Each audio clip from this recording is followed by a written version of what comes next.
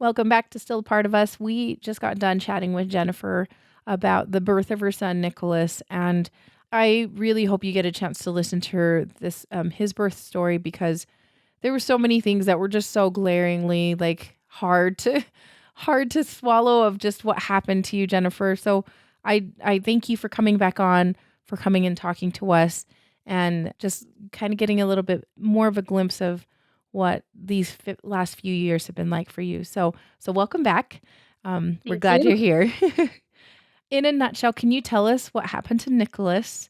How long ago was he born? Just so that we have a little bit of reference of time. Sure. So Nicholas was stillborn almost 11 years ago. We had found that he had five blood clots in his umbilical cord. Yeah. Yeah. And what week was he? He was 33 weeks and 4 days. Yeah. So you were already into the later trimester, and still just, yeah, that's hard. Yeah. I always welcome when we have moms that reach out to us and tell us that it's been a number of years Mm. since they have lost their child. And so it's been 11 years for you. Um, Yes. and in the meantime, you have had another child as well. He's, I think, 3 and Yes. really a cutie. I got to meet him before we started recording. Thank But you. but tell me, I'd love to hear, Jennifer, for those of us that are still just only, a year out or a few months out or just a few years out, what was grief like, and how has that changed over time from early on to a little bit later, and even when you had your son too? Sure. So in the beginning, it was very rough. Definitely. I will say, just honestly, just trust yourself, listen to yourself, and, the dishes and laundry and everything else can wait. Yeah. You just gone through something major and, try not to be, too hard on ourselves as, women and mothers and yeah. It's, Yeah. but I feel like over the years music has definitely helped me personally. Mhm. Um a lot of music and sometimes it's, screaming rock and sometimes it's the sad country songs and everything in between. Yeah. And then, if you could honestly get a group of friends together every once in a while and have that support as well. Yeah. Did you feel like you had a lot of friends that came and surrounded you and helped you through this? After Nicholas had passed away, the hospital actually has a group Oh, okay. um that the guy who started it, his daughter was stillborn 30 years ago. Wow. And so I had made two connections with two ladies, and we're best friends to this day. And Mm, we can go out and talk about our babies without the judgment or maybe fear of other people's opinions. mhm. Or like, oh my gosh, it's 11 years ago. Why are you still talking about this? And Yeah. That is huge. I remember going to some early, support groups in that first year, and I'm so, so grateful for just not feeling like you said, you were worried about somebody just being like, "Why are you talking about this still?" Um, yeah, it's so nice to be able to be with other people that just kinda get it. They just get it. yeah, absolutely. It's honestly, I feel like it's so like healing for the soul to be like, okay, I can talk about him Mhm. in this safe place. Yeah. I think that's really cool. And they have losses that were essentially this about the same time you did, is that right? Yeah, one of my friends, her boys were 2 days after Nicholas Oh, had yeah, passed on. wow. That's it's nice. And then you can just talk about them like, "Oh, yeah, they're turning 11 this year. They're going into 6th Yeah. grade, or whatever. I just kind of thinking about where they would be together, and I It like that. it's so funny because we, like, joke around and we're like, "Well, maybe, like, they started a baseball team together up in heaven. Who knows?" That's so cute. Yeah, you never know. You never know how that's gonna be, so, I'm like, um "I hope they're being good." Yeah, yeah. But Oh, that is awesome. And we were just talking actually a little bit beforehand mm, about so you have a 3-year-old now, and, yes. we were just chatting about Mhm. how we would talk to our kids about the kid that came after, Yeah. about their older sibling that is no longer here. And so I'm curious to hear what your thoughts are on that and what maybe you've done or some things that you're going to try as you talk to him. Because we run into that problem because James, and so your son James now Uh-huh. is 3, and so is my son Felix. He's 3. And so they don't quite understand everything, and Yeah. it's tricky. And so yeah, let's have a discussion about how to approach that. What's the best way to tell them about their older sibling that's no longer here? So I have found, there's actually a book on Amazon that's called Still My Sibling, Mm, okay. and, I tried to read it to James a couple times, but again, he's 3, so Yeah. he doesn't wanna hear it all the time. Yep. But it's the little boy is, like, talking to his brother in heaven, Mhm. and, like, if you were still here, we would go outside and, play fetch together, throw the baseball together, and Yeah. yeah, I mean, I feel like books maybe a cute little stuffed animal. Yeah. Yeah, Um, I was mentioning that we have given our son a little stuffed animal, and he's named it his brother's name, and so he carries that around, and he sees my necklace, it has all 3 of our kids' names on it, and he wants to name off everybody on the necklace, and he Aw, talks about our son. So, yeah, that could be a good way of doing it. It's just a little stuffy or just talking about him a little bit more. And yeah. with your fiancé now, I know Mhm. he is not the father of Nicholas. I Mm. Does he show support to you as in some of the maybe some of the loss and grief that you might have? I don't know how long you've been with your current fiancé, but is there any ways that he supports you in some of those times that might be a little hard? So we've been together almost 4 years.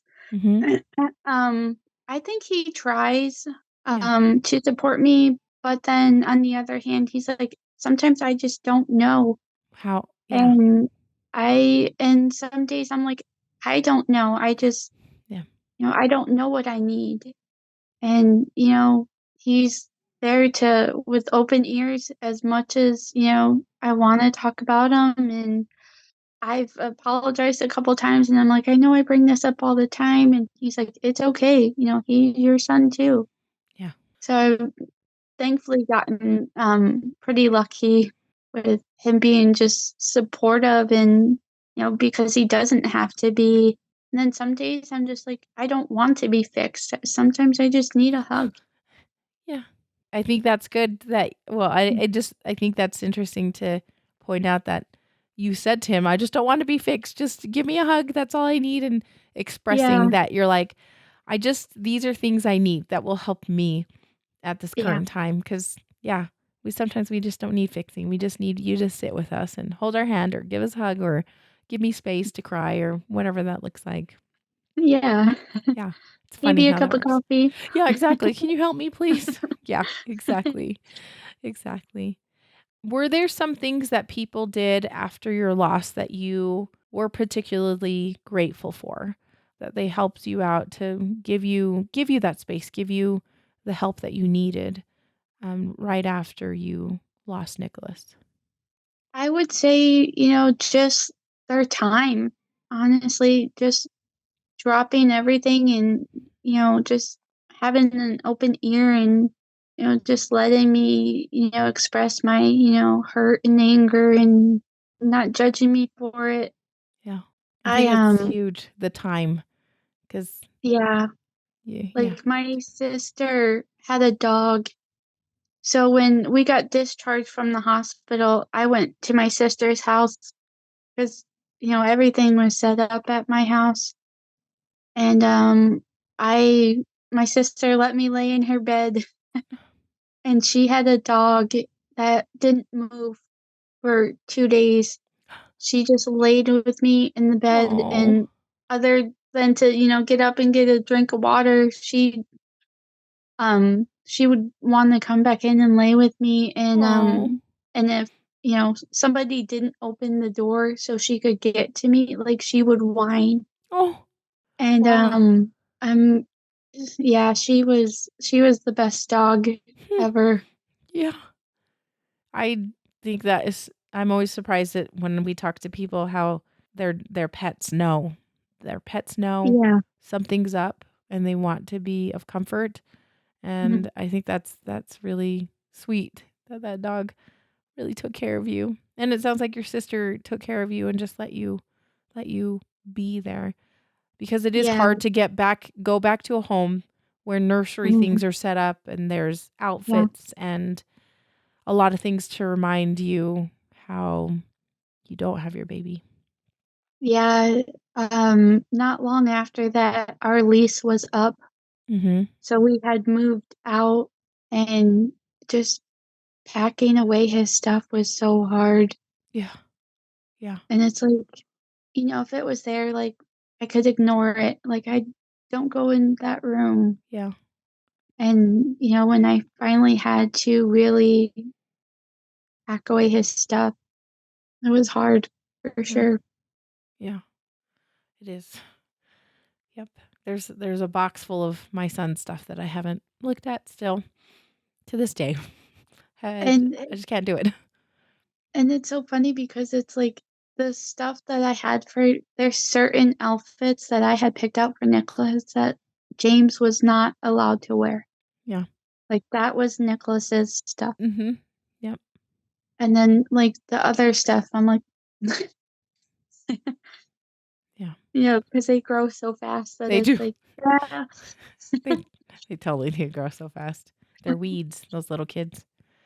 What were some things that on the other side were Mhm. not super helpful?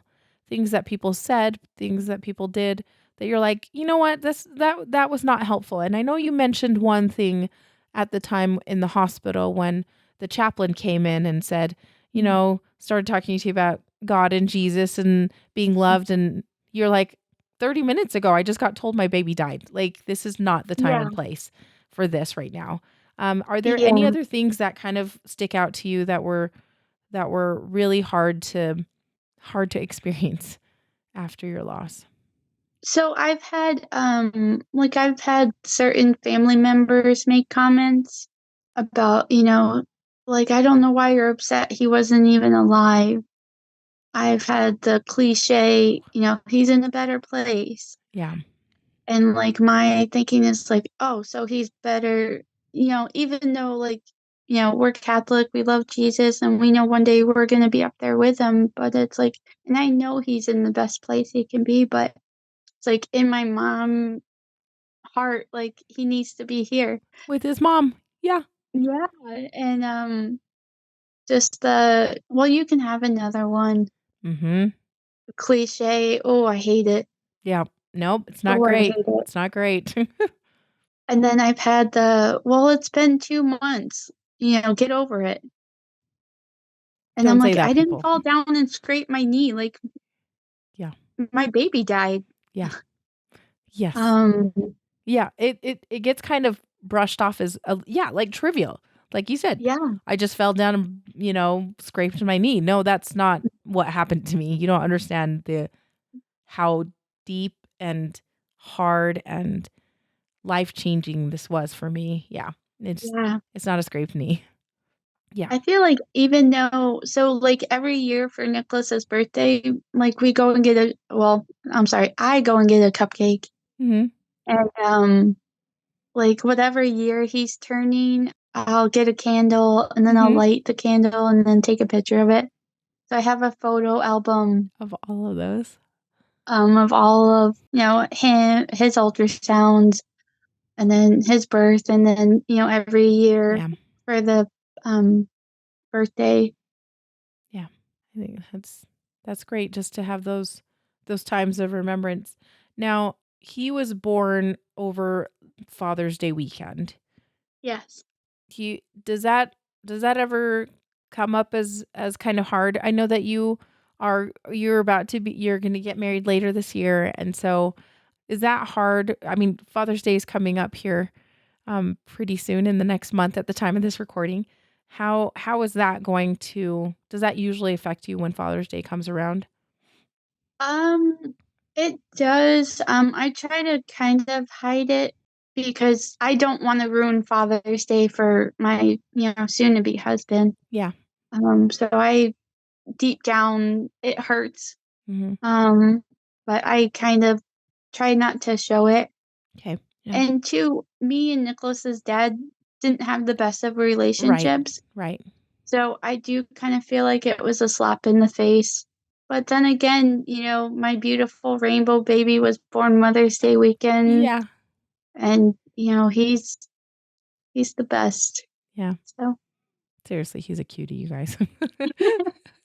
um yeah, that's any babysitters? say again? I said any babysitters, I call know. me. I know. I know. When they're 3, you're like, "Oh my goodness, any babysitter that takes a 3-year-old is a godsend because they are rambunctious."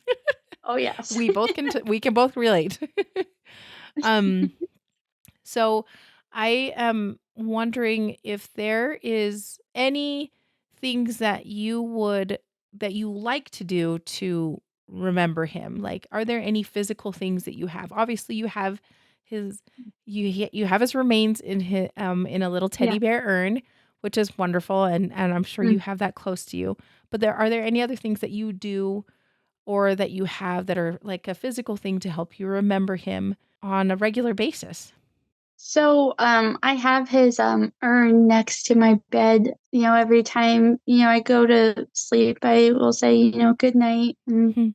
give him a little kiss. And then, so for Nicholas's birthday, every year we donate care packages to the hospital. Oh, that's amazing. And just as remembrance of him, and Yeah. it kind of, I guess, kind of shows James too. It's, we help people in need even though it's, nobody wants the box, but No. it's there for when you need it. Yeah. Yes, exactly. And I think that's so sweet because I remember getting that box, right? You remember the people that I don't know, you have no idea who stocked that or who donated, Yeah. but you're so grateful for the people that donated, a little, a little blanket or a little bracelet or a little Mm. something to remember our babies with. And so Yeah. that's really cool that you guys do that for his birthday. I think that's really neat because that's a way to like remember him, have a legacy for him, and Yeah.